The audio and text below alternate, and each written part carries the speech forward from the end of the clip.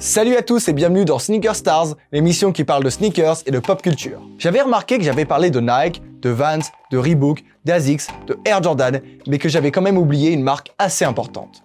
Juste un peu. Adidas. Parce que oui, même si les sneakers n'étaient pas aussi mis en avant que Nike ou Vans, Adidas a bel et bien été présent au cinéma. On peut citer la Stan Smith dans Blade Runner ou la Adidas Country dans Un flic à Beverly Hills. Cependant, une seule d'entre elles est devenue une sneaker star à part entière. C'est la Adidas Rome Zissou du film La vie aquatique de Wes Anderson.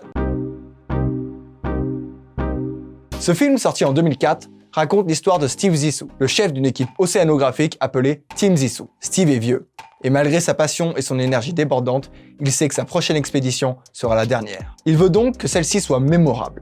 Et encore plus important, Steve veut marquer l'histoire. On rencontre dans le film les membres de l'équipage dont Ned Plimpton, qui paraît être son fils, mais ce n'est pas vraiment confirmé, Jane Winslet Richardson, une journaliste enceinte qui travaille pour le magazine appelé le Oceanographic Explorer, et sa femme Eleanor, qui est en quelque sorte la chef de la troupe. Cependant, tout ne se passe pas comme prévu dans ce film si étrange entre une mutinerie, une attaque de pirates, mais aussi l'apparition d'un requin-jaguar qui paraît bien irréel. Bref, je vous en dis pas plus, et je vous laisse aller voir ce film qui est très intriguant. En même temps, on parle de Wes Anderson. On sait à quoi s'attendre quand on connaît bien la filmographie de ce réalisateur. Mais une scène qui va durer seulement 7 secondes va marquer les esprits des fans et des sneakers addicts.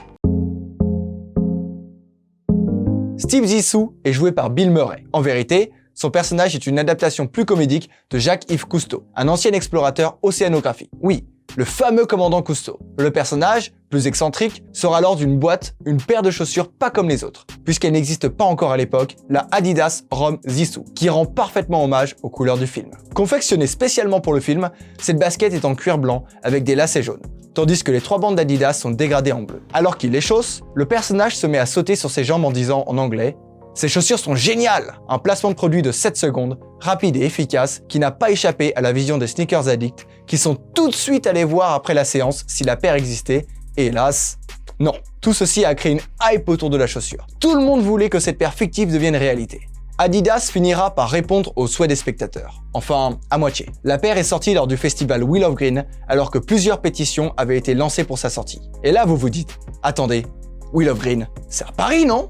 Vous avez raison. Par contre, pourquoi Paris? Eh bien, parce qu'un artiste invité au festival n'était autre que Seu George, qui était responsable de la bande originale du film. La basket est exactement celle du film. La boîte comprend même le logo de la team Zissou, de quoi ravir tout le monde, non? Non. La basket n'est sortie qu'à 100 exemplaires, pile au moment du concert de Seu George au festival. Alors oui, c'est original, mais ça ne récompense pas les fans du monde entier qui attendaient ces sneakers depuis si longtemps. Bref. Autant vous dire qu'il va falloir encore attendre un peu avant de pouvoir se la procurer à grande échelle. Disponible aussi sur le site de Wes Anderson au prix de 225 $, elles sont évidemment sold out. Sans doute un petit clin d'œil pour nous dire qu'elles sont bel et bien sorties. Mais c'est bien dommage, car je ne crois pas que ces baskets ressortiront un jour. Adidas n'a jamais vraiment profité pleinement du milieu de la sneaker pour le cinéma jusqu'à maintenant, à part pour ce film. Cependant, tout cela pourrait bien changer. Comme vous le savez, le dernier film James Bond, Mourir peut attendre, qui met longtemps à sortir, mais genre vraiment longtemps, va bientôt sortir. On l'espère en tout cas. À l'occasion du film, une Ultra Boost 007 a été designée. 5 modèles sortiront à l'occasion du film avec le 007 écrit derrière. La semelle possède également un effet marbré assez sympa. Maintenant, ce que l'on peut se demander, c'est si James Bond ou le nouvel agent 007 les portera. Surtout, ce qui serait bien, c'est que cette chaussure ait un rôle lors d'une scène. Si c'est le cas, vous pourrez être sûr que je vous en parlerai. Merci à tous d'avoir regardé cet épisode de Sneaker Stars. N'hésitez pas à vous abonner à la chaîne pour ne surtout pas louper la suite et surtout à liker et à commenter pour nous dire ce que vous en avez pensé. Nous remercions notre partenaire KikiKicks qui nous a fourni toutes les paires que vous voyez dans le décor. N'hésitez pas à aller checker leurs réseaux sociaux en description, ils sont vraiment top et ont toutes les paires. Moi, je vous dis à très vite sur Sneak on Air.